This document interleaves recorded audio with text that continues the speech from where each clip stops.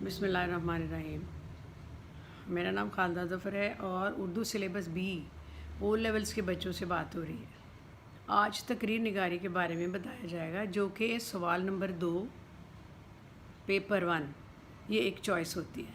तकरीर एक फ़न है जिसकी बदौलत एक मुकर्रर सामीन को लहजे, अल्फाज और दलाइल की मदद से ना सिर्फ मुतासिर करता है बल्कि अपना हम ख्याल भी बना लेता है।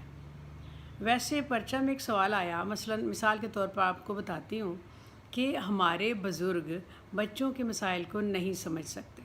इसमें काफ़ी मवाद है।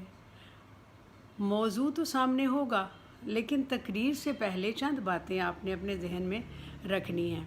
सबसे पहले अहम नुक्ता ये है कि मुकर्रर में खुद एतमादी हो, जो अपना नुक्ता नज़र बयान करने की हिम्मत और जुर्रत रखता हो। कामयाब मुकर्रर सामीन की तवज्जो इधर उधर नहीं होने देता।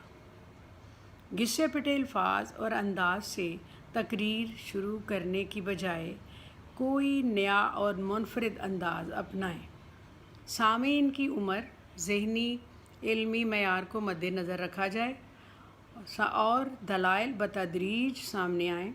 मुकर्रर का मुतालिया वसी हो, अगरचे ये सब कुछ तहरीर में लेकर आना है आपने, तकरीर आप लिख रहे हैं, ये ज़हन में हो।